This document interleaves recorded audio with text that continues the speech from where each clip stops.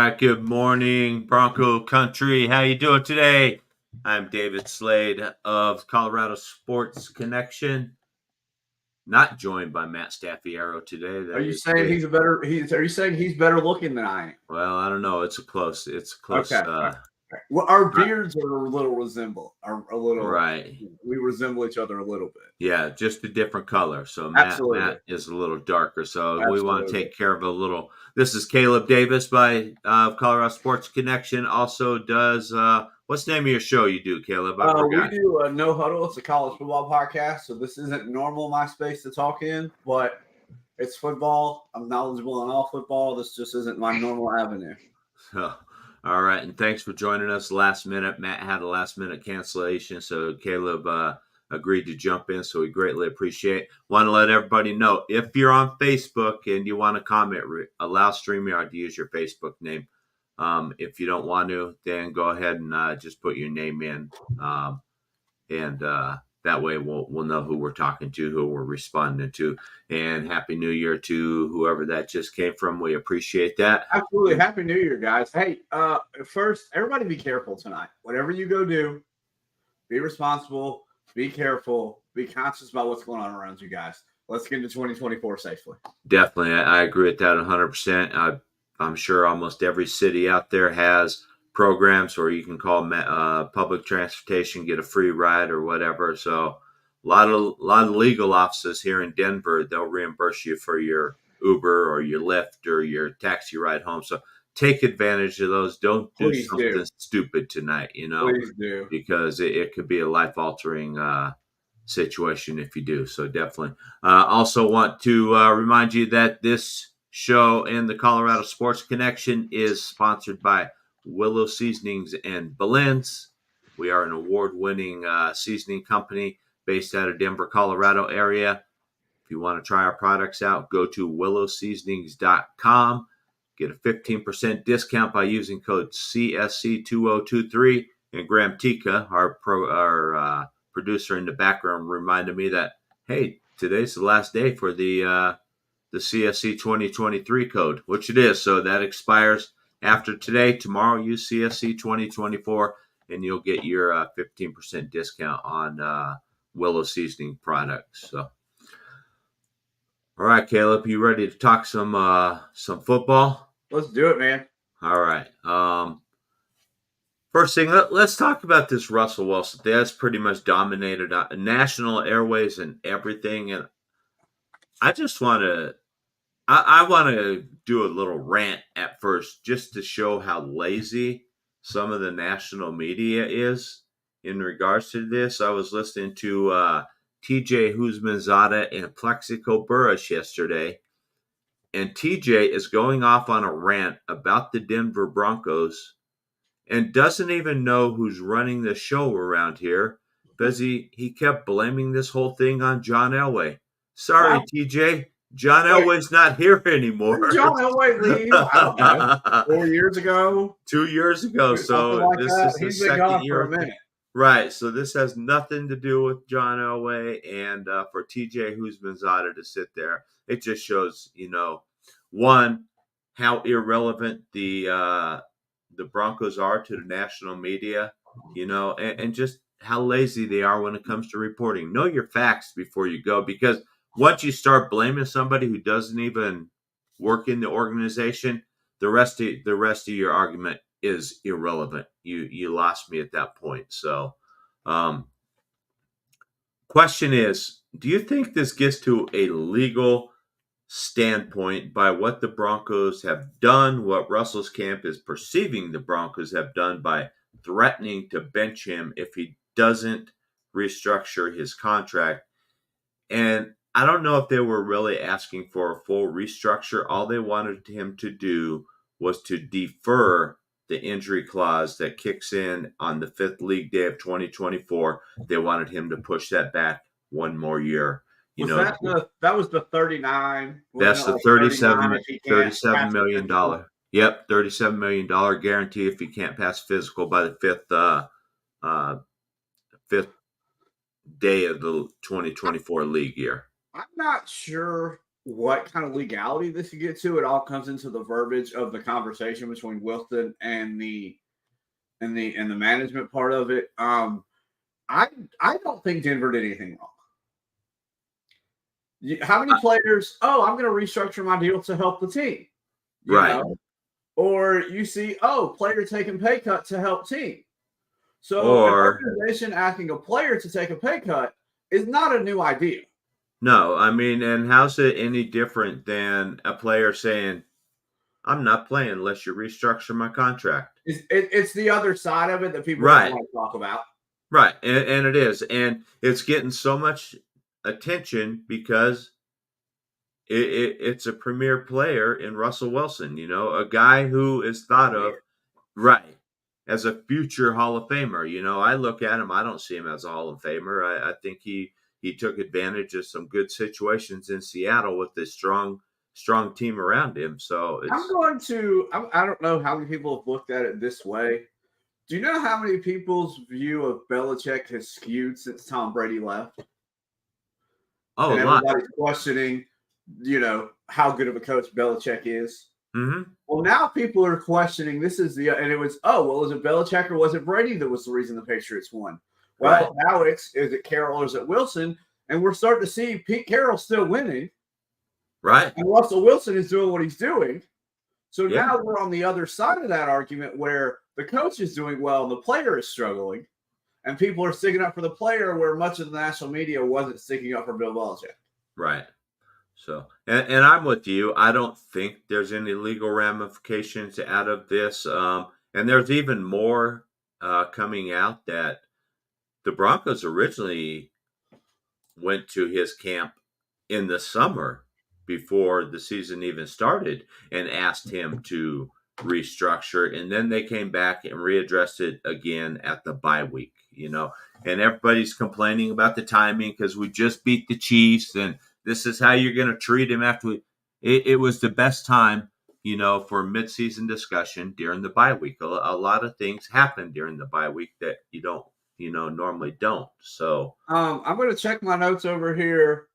Lost to the 3-11 Patriots. Right. I just want to make sure I spelled that correctly. I have a question for you. Yes. I didn't see a problem with the Broncos trading for Russell Wilson. My problem was you traded for him and immediately signed him without seeing him on the field in your team. And that's the big problem. That was the biggest issue that I had.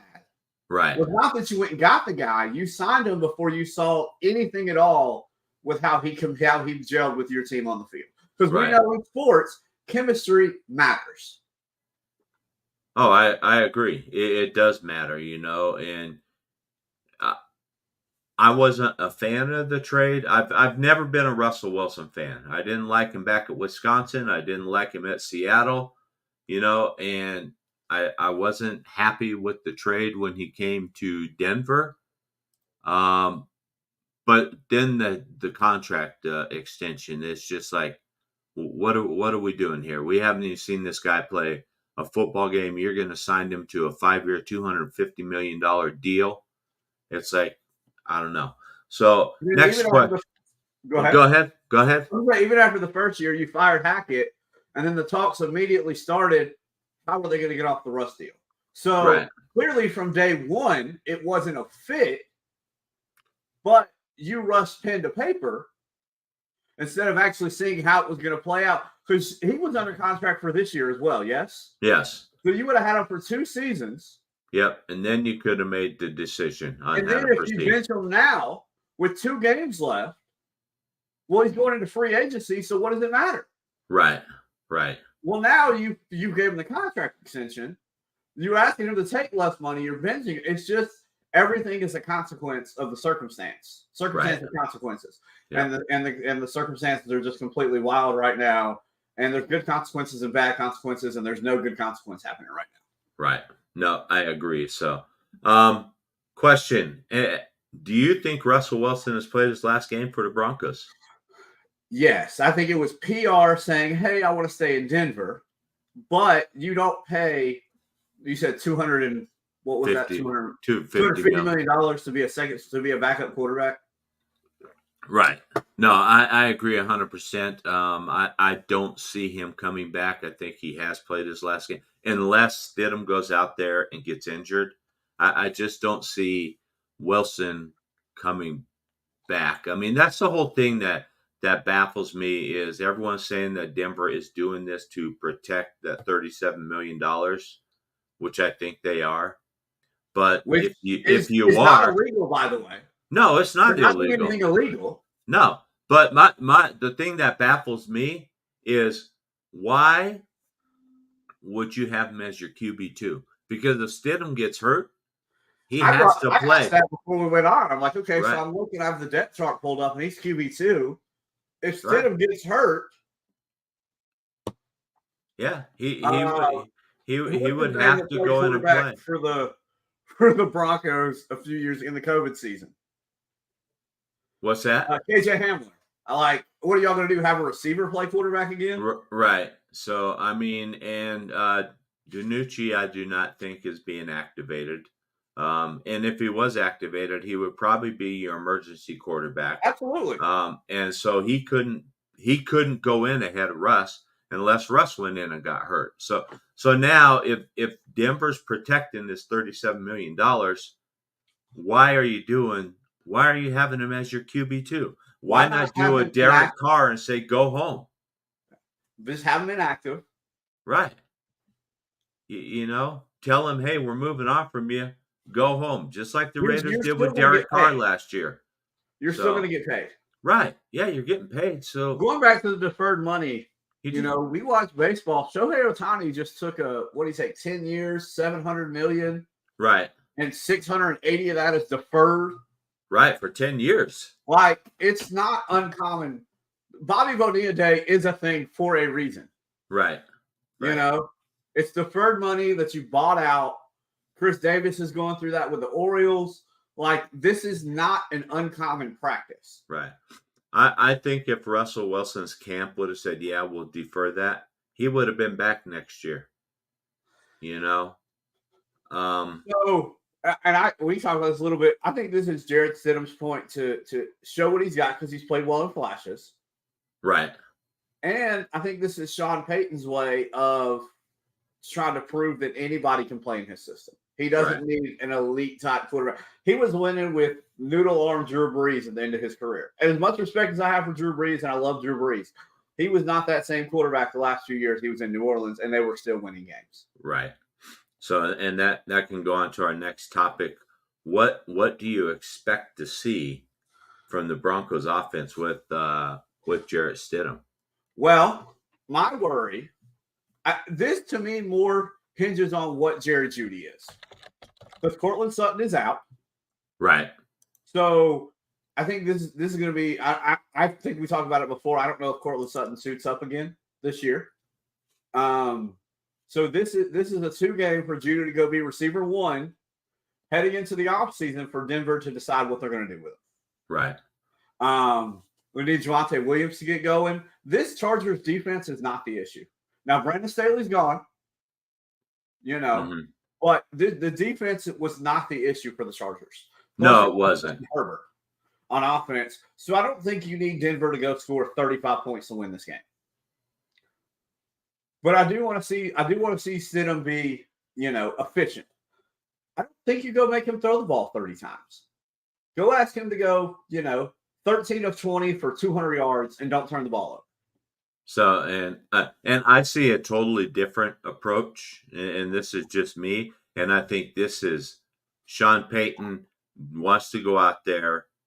I think he really wants to open the offense up because he wants to show that, hey, Russell Wilson could not run my offense the way it's supposed to be run.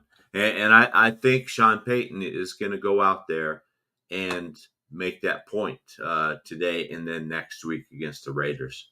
I can definitely see where he's going to be. But outside of Jerry Jeudy, do they have the weapon? Well, you have Williams in the backfield. And we got Brandon Johnson. Brandon Johnson, I think, is a decent receiver. And Brandon Johnson and Stidham have chemistry.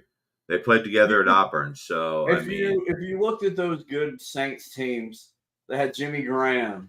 They had Joe Horn. somebody that can just go over the top. Right. Right. And I wouldn't be surprised to see Lucas Kroll even a little more involved at the tight end spot. It would great. It would be great if we had Dulcich, but unfortunately Dulcich is, not going to go again. So, I mean, but Lucas Kroll has really stepped up this season, especially late in the season.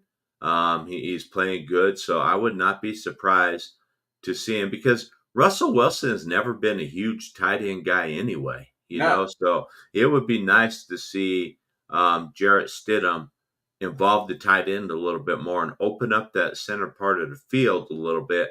Then that allows Jerry Jeudy to run those crossing routes that he's so good at that he did at Alabama. I don't understand why people think that Jerry Jeudy needs to run deep routes. That's not what Jerry Jeudy does. Jerry Jeudy catches the ball and beats you with his speed. Well, if you want to talk about running deep ball, I watched Marvin Mims at Baylor. That's what Baylor did when he was there was run go routes and throw the ball deep. Well, he doesn't know the route tree. Go. Right. 3 times a game. Go. Yep. And that is the biggest concern is people say, and I mean, I'm not out of practice. I don't know what's going on that Mims struggles with the route tree. Problem is he may not go today either. He's highly unlikely to play because of a hamstring injury. Yeah. I saw he was questionable, but if he's able to play, if you say he struggles with the route tree, he struggles with this, that, go run a go route, run a push route. Use your speed. The best players need to be on the field. Oh, I agree. You get the best players the ball no matter what. Right. And I want to see Javonte Williams. I want to see Denver try to get back to, using that run game, help use that to protect Stidham. That way, we can go into some play action and stuff. But I think Stidham is going to be better as well as moving off of the going through his progressions. Russ is, and this has always been a hit on Russ his whole career. He's a one-read guy. He struggles pre-snap reading defenses, and he's a one-read guy. And if that guy's not there, he bails out. And this is something you and I were talking about before we came on the show. Sacks. The Broncos have 45 sacks this year. I saw something that 16 of those sacks are on the offensive line.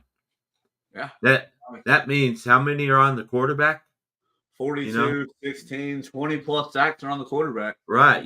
So do you have that same issue, with Stidham? And we'll see. So let's see. Pro Football Focus this week has it didn't want to show me. It's not working. But no, I'm with you. I heard it's like a top 7 line, and the line is the problem for 12 sacks. Right. So and we got a comment here saying hopefully Mims isn't a KJ Hamler clone with injury problems. And I definitely hope not either. I like Mims. I think the guy, has good speed. He just needs to learn, He's a rookie, You're going to adjust to the game, hopefully, but hopefully he doesn't suffer a lot of injuries and he's going to be able to make it, make it back next week and play. So, but we'll see. I guess I have a question. Some of these people that have injuries, we'll say, do you see them not pushing to return sort of as we'll say a silent protest of what the Broncos did to Russell Wilson? It's hard to say because you don't know who was with Russell Wilson, who thought he was the players are going to show you who they want on the field.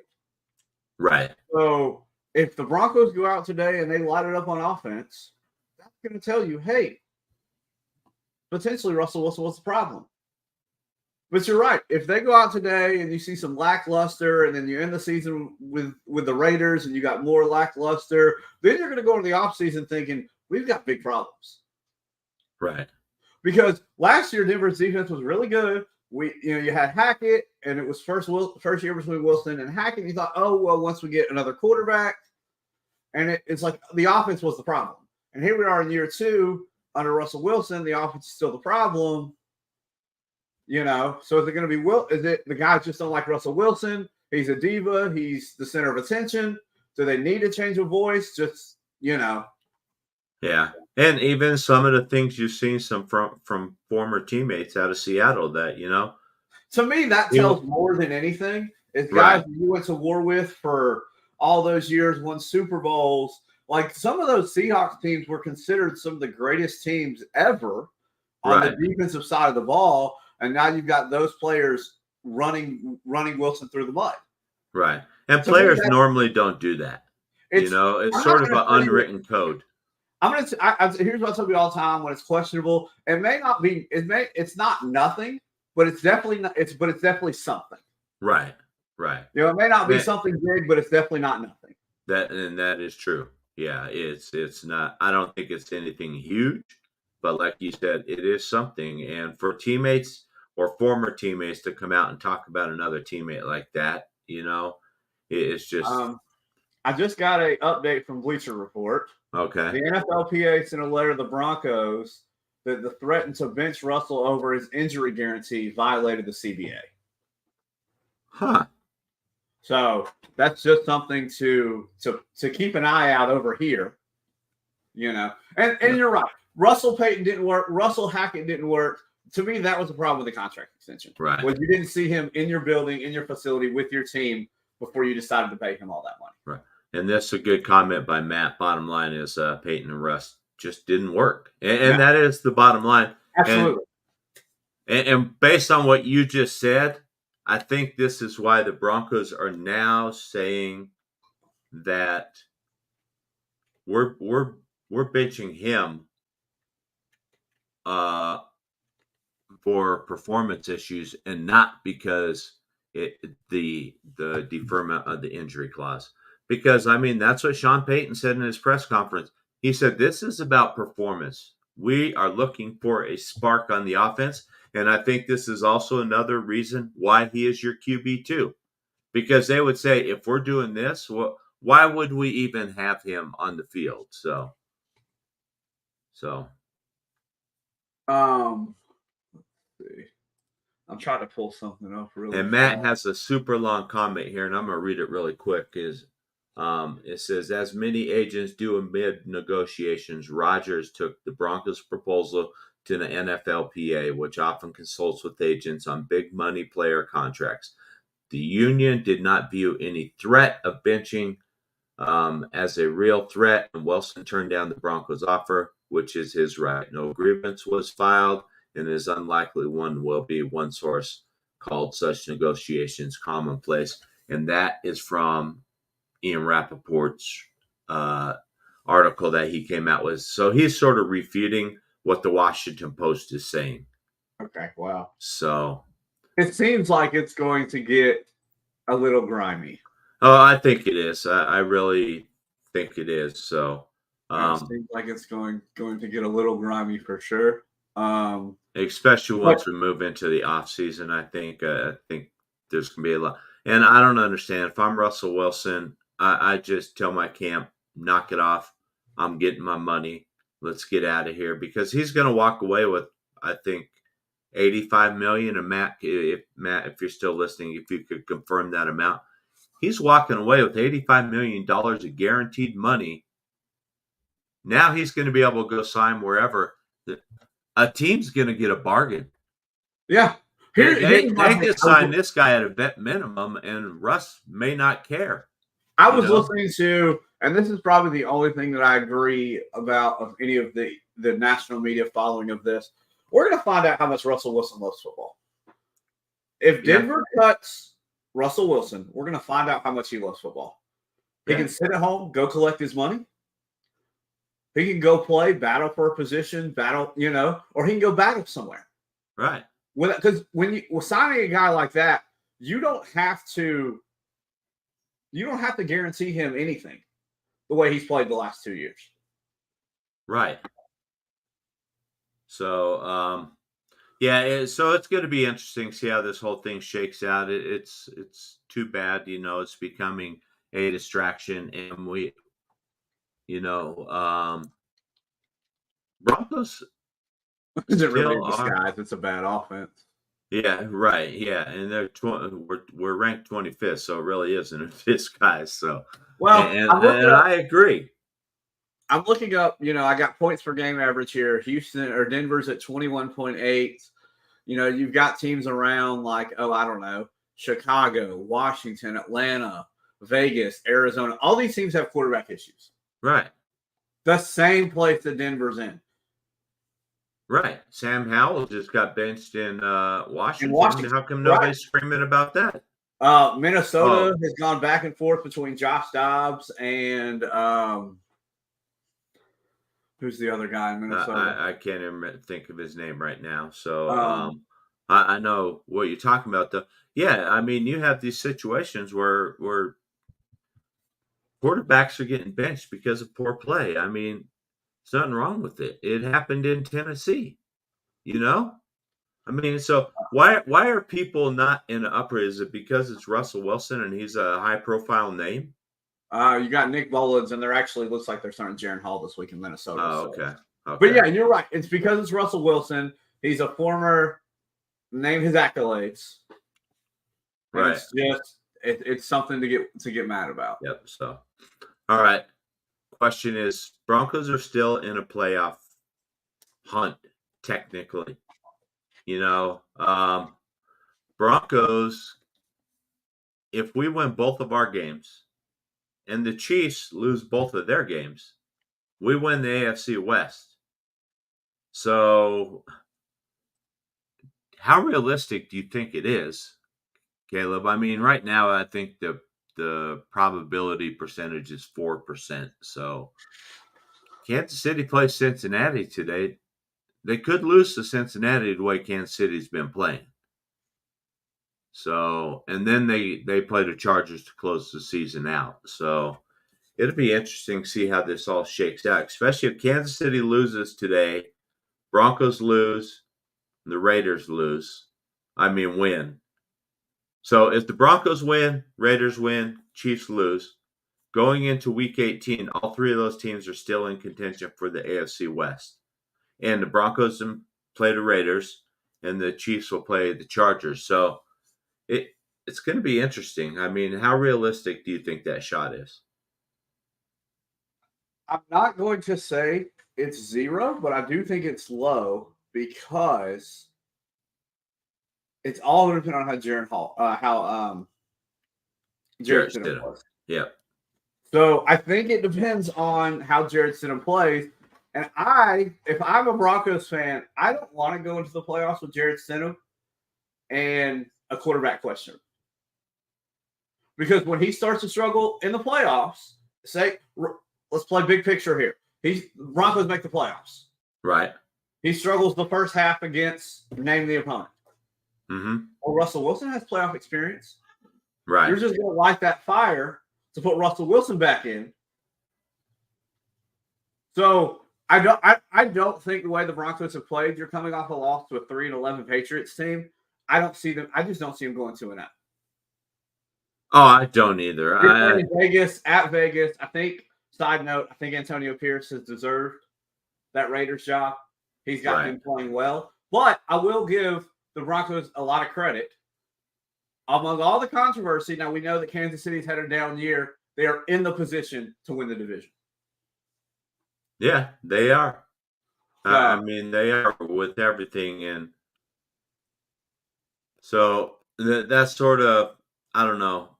Is the timing right to bench Russell? Yeah. Are you? I think they really are looking for a spark.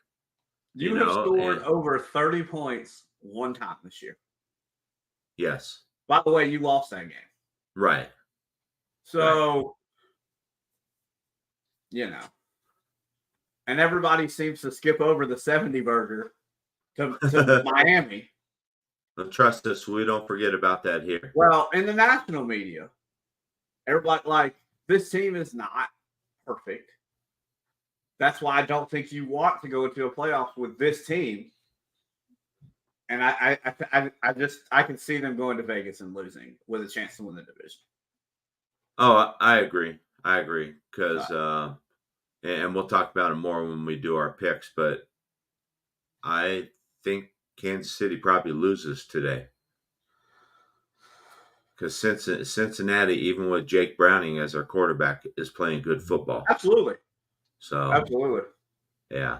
Absolutely. So, and I don't know what's going on in Kansas City. I don't know if it really is the infiltration of Taylor Swift. I will say everybody, I think, appreciates Taylor Swift more. There's a video going around on the tweets of her dropping the F-bomb. Right. And it's like everybody that's a sports fan has been there. And it's Yep. relatable. And I just thought it was hilarious. It is hilarious, and it shows that she's a human, and she's a sports fan. The funny thing is, she's an Eagles fan. Right. Have you seen the conspiracy theories about that? Yes, I have. Oh my gosh. I think Jason sent her in to say, "Hey, go date my brother and destroy him from the inside." Well, that takes some savagery to do it to your own brother. Right. But who knows? The 30 for 30 that's going to come out for this is going to be, oh yeah. The ESPN will jump all over it, so especially if the Chiefs lose out and they don't even make the playoffs. So side note, and I know this is a Broncos podcast. What do you think the problem with the Chiefs is this year? Besides the fact that Kadarius Toney just can't line up on sides. That's the biggest problem is no receivers. No receivers. You don't have that. The problem was when they traded. Of course they undervalued Tyreek Hill. Thank you. There you go. And they traded him away, and then didn't get anybody in to replace him. I also think part of the problem is Eric Bieniemy being gone. I don't disagree with that either. I think him and Mahomes worked well together. Absolutely. And look what he's sort of done, with Sam Howell in Washington. I mean, was it the greatest? No, but is Sam Howell the greatest? No, but Eric Bieniemy, sort of helped him. Kansas City's averaging a pedestrian 22 points a game. Right. That's not Kansas City's offense. And Kelce. They were at 29. I don't think Kelce is the Kelce of old. It's catching up to. A step behind. There is rumors that he is thinking about retiring. He said his body doesn't feel it anymore with all the surgeries and everything he's had in his career. We saw Gronk do the same thing. Yeah.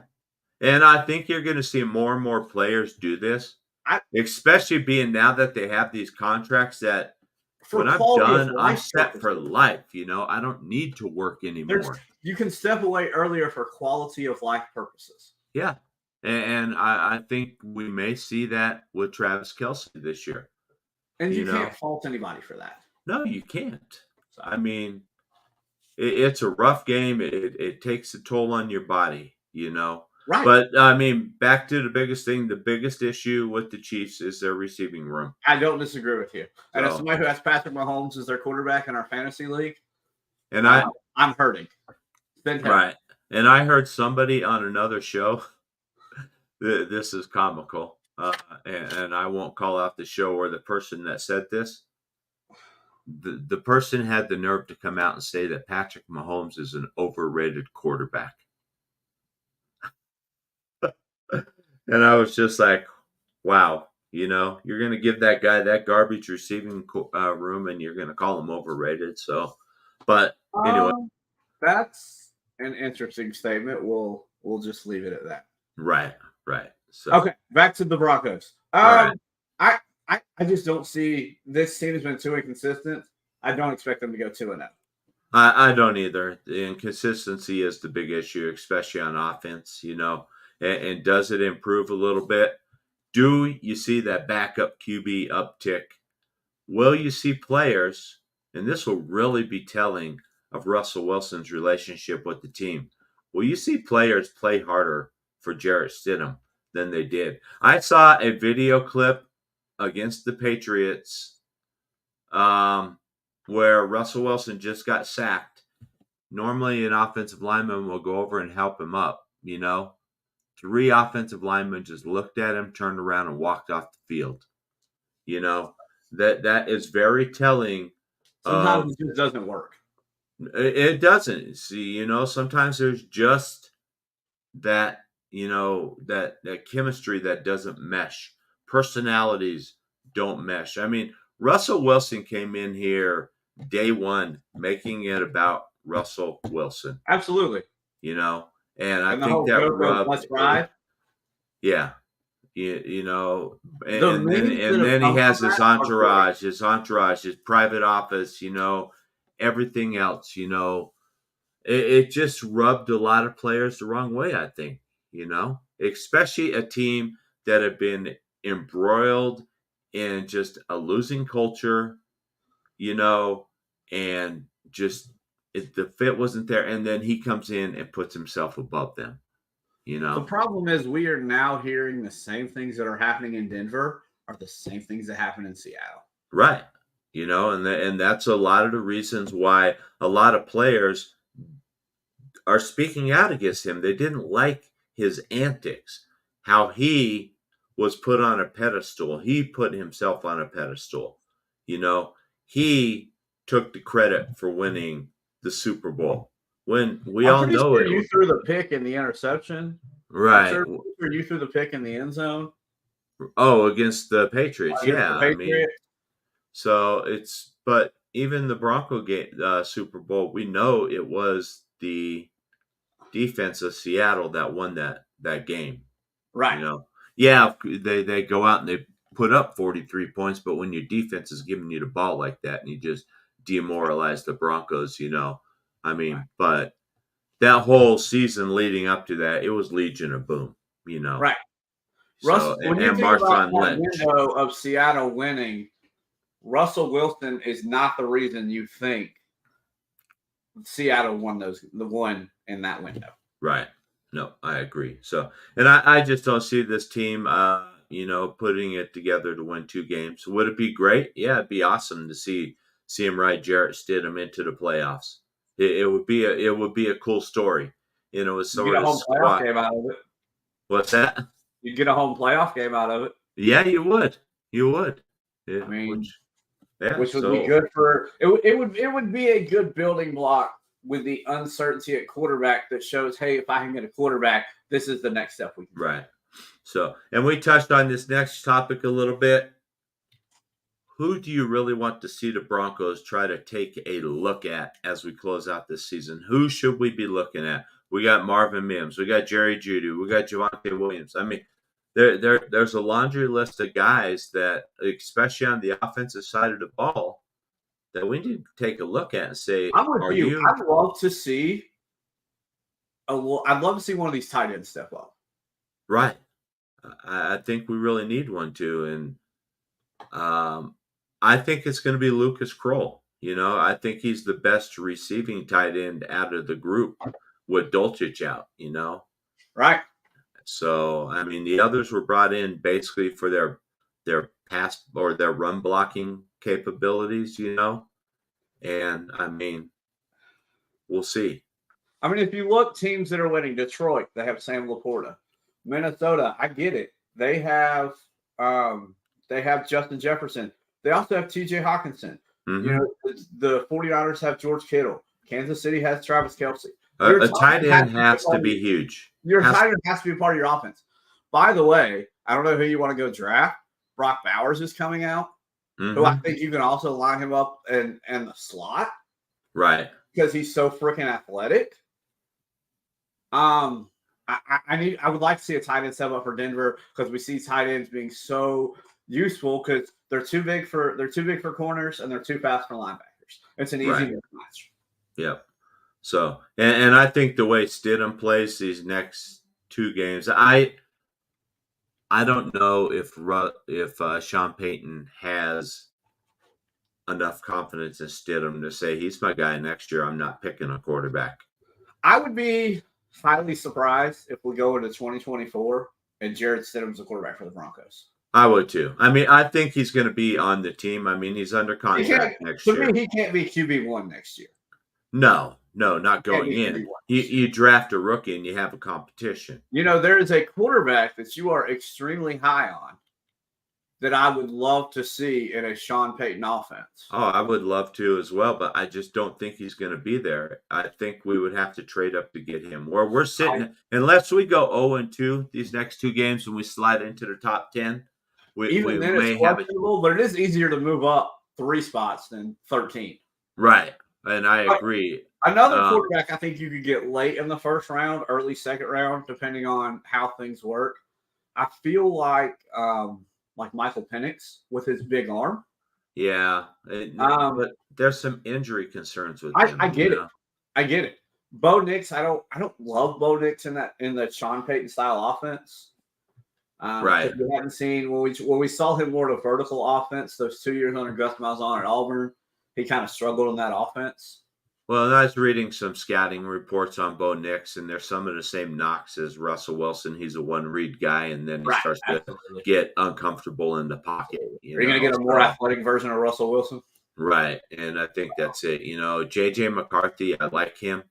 I'm really going to – I want to see what he does against Alabama. I want to see what he does against a pro-level defense. If somebody can please explain to me what the infatuation with J.J. McCarthy is, I would love to listen. I think the big thing of him is he's a game manager. He's not going to win you games, but he's not going to lose you games. In the NFL, you can hide a game manager in college behind a dominant defense and a good running game.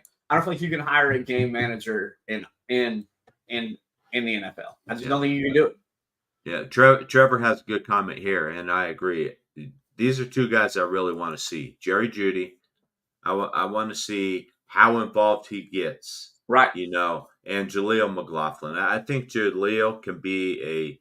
Right, because he was the leading rusher last game. Right. My only concern about Jaleel McLaughlin is he's a small guy. He reminds me of Philip Lindsay a little bit, And he's a gadget guy. Can he take that beating, week in and week out? What's his life expectancy?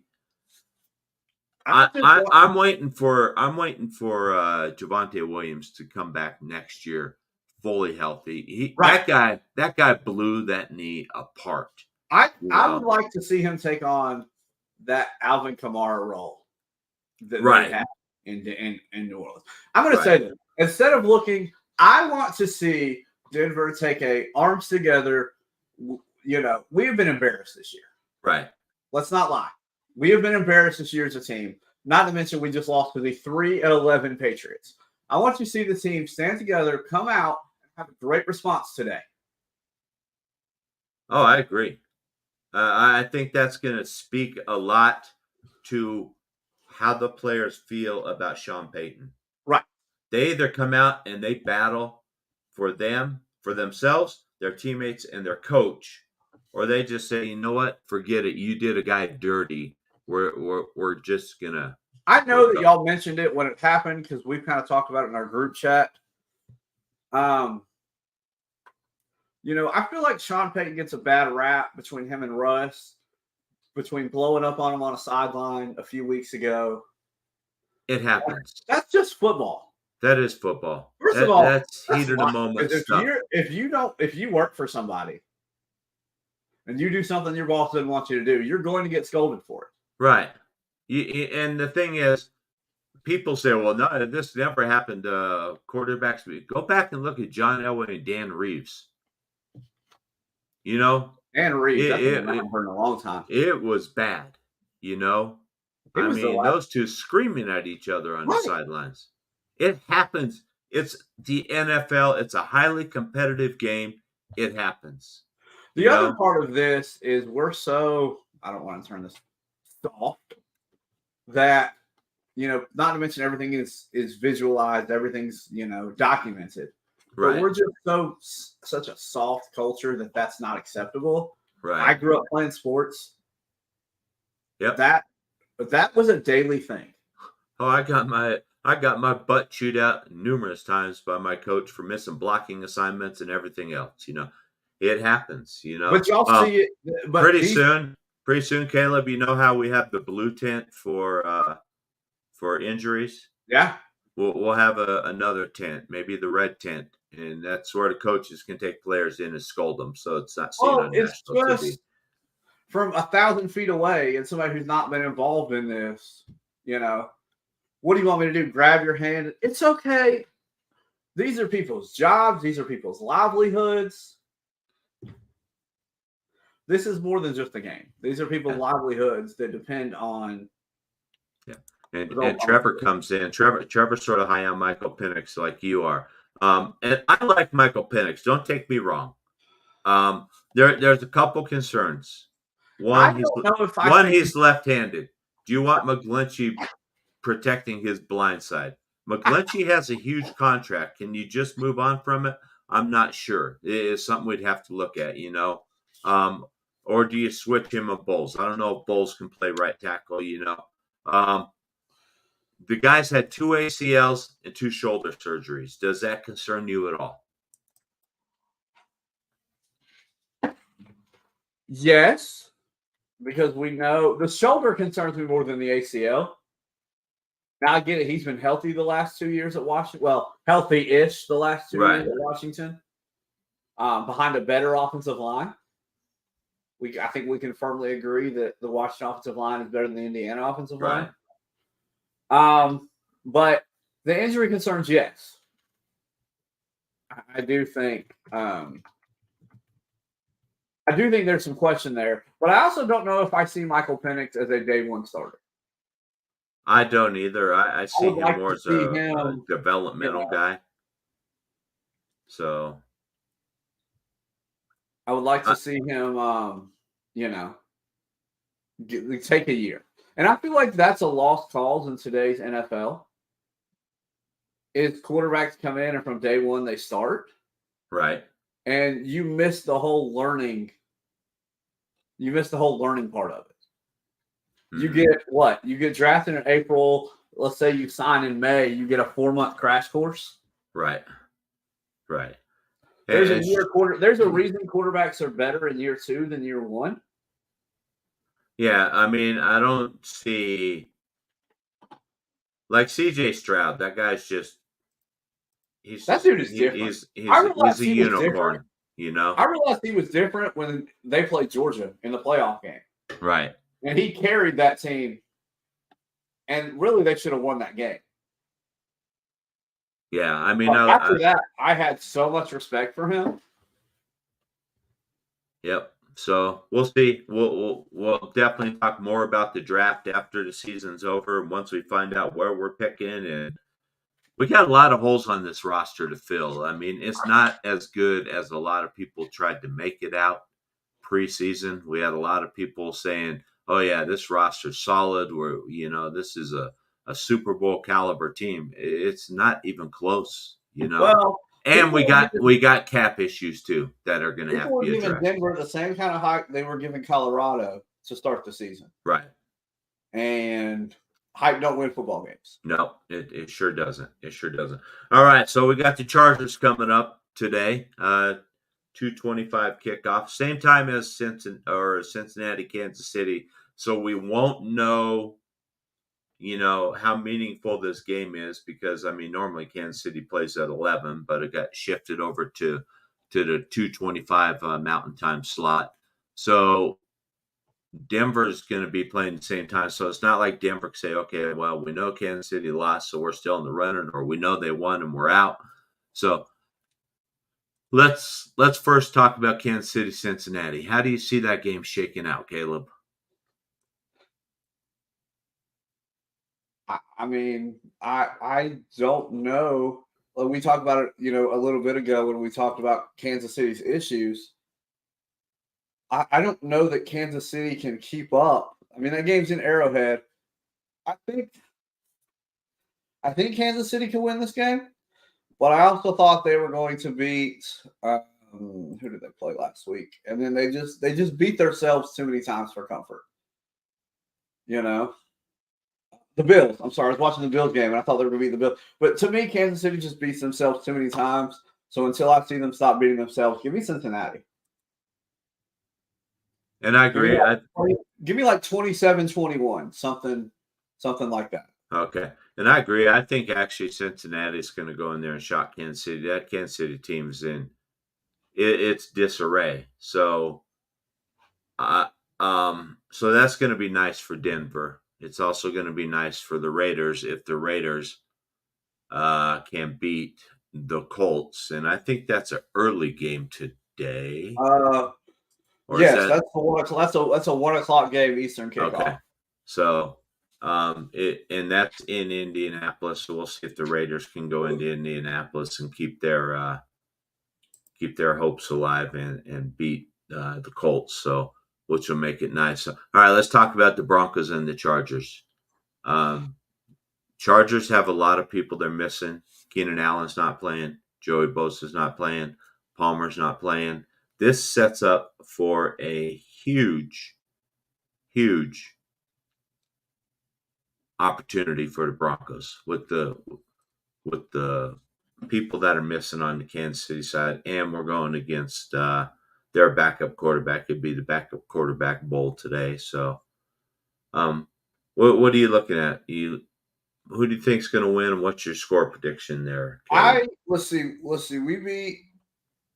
The Broncos beat the Chargers 24-7 in LA. What, a month ago? 3 weeks ago. 3 weeks ago. Mm-hmm. This game's in Denver. I do think you are facing a lesser version of that same Chargers team.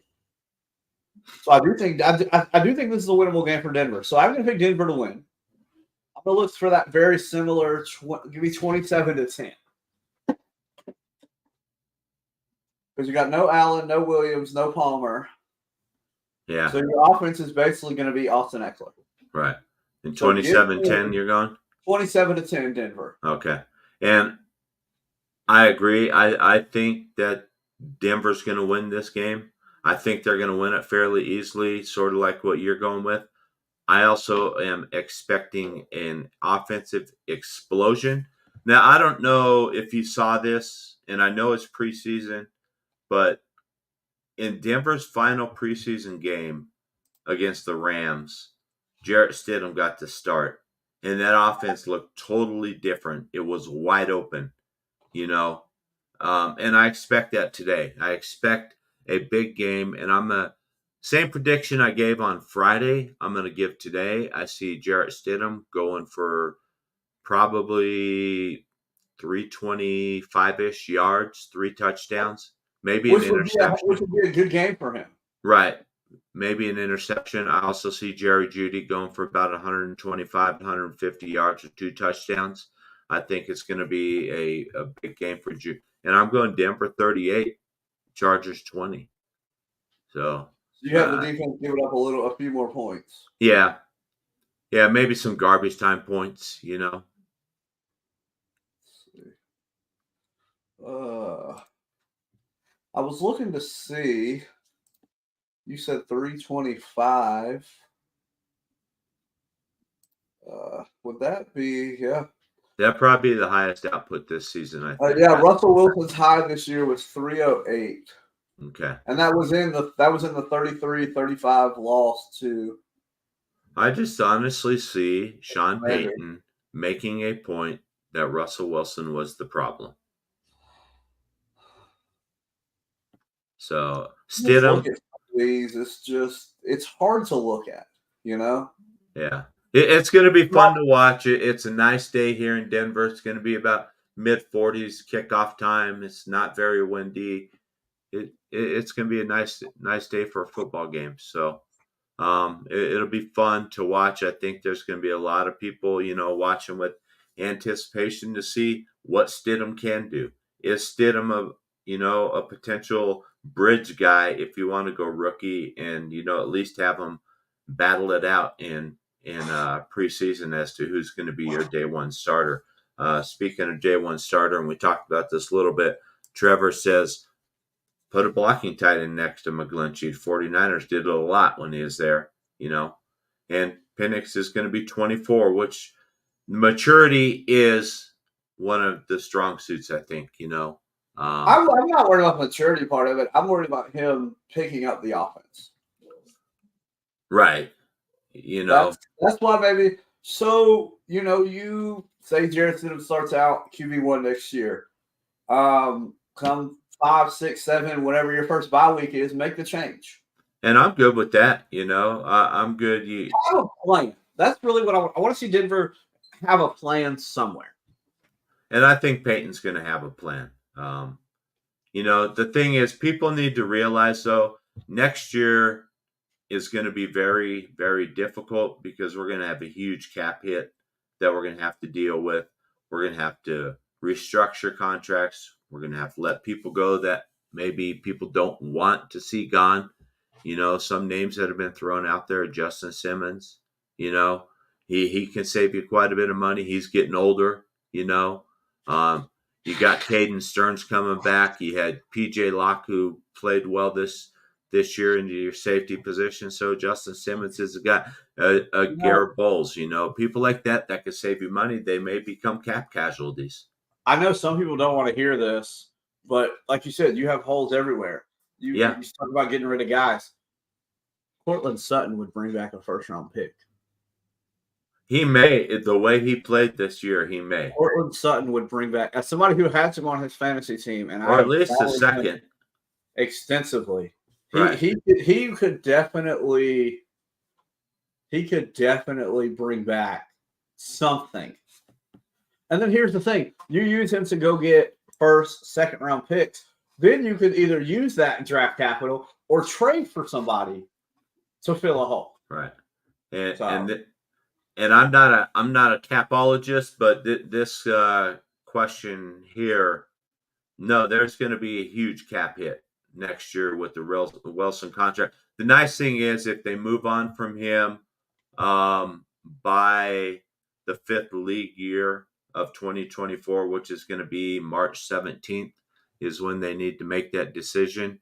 They can split up that $85 million cap hit over 2 seasons. It has to be a post-June 1st designation, though. So as of right now, Denver has a negative cap space. Yeah, we're negative about 21, depending on where you look. Right now, what I have is negative 342. Negative 342. Yeah, negative 342,000. So that's if you go to Spotrac and look at 2024, we are about a negative 21 million right now. Ugh. So that's going to be a problem. Yeah. And that's why I'm talking. You're going to see a lot of people need to restructure. You're going to see people they're going to have to be released. They're going to become cap casualties. And this Wilson thing is going to add on to it anyway. So, because you're going to get those dead cap hits now. And people are wondering, people are all hurt about his deferred money, yet they want the Broncos to be able to go spend money. Right. So, and Matt Staffiero, who's normally on here, he's more the capologist, and we'll talk about this a lot more after the season, and we can talk about it. So, and you're welcome. Not sure who TBD 0007 is, but I tried to explain the best I can. After the season's over, we'll have Matt on. Matt has actually looked at this. Matt has come up with some scenarios where Denver can get back to about 28 million over, even with this Russell Wilson hit. So, but it's going to take some finagling. It's going to take George Payton and them. Another question really quick before we depart, because we're about on an hour, Caleb. Do you see George Payton coming back next year as the GM? He created this mess. I don't think there's a way you can bring him back. I get it. He hired the coach, but he created this mess. Right. You gave Russell Wilson the contract without seeing him on the field. Right. Yeah, he's the one who went. He's the one that went to the Walter Penner group, who was brand new into the football world, and sold him on this. He's the one that went and said, "This is a good move for us to lock Russell up. Let's get ahead of the quarterback salaries." And I can understand what they were trying to do. The problem is, for a year. Right. The problem is, like you said, you signed him to this before he stepped foot onto the field, and you had no idea what he was going to be like. Seattle let him go for a reason. I have Normally, when you trade I've players always said NFL teams do not let franchise quarterbacks go because for no they're too reason. hard to find. Okay. So based on what he did last year, you could So you don't give him the contract, theoretically. You don't give him the contract when you trade for him. You let him play out last year. He does what he does. You can still sign him. You just don't got to sign him for $250.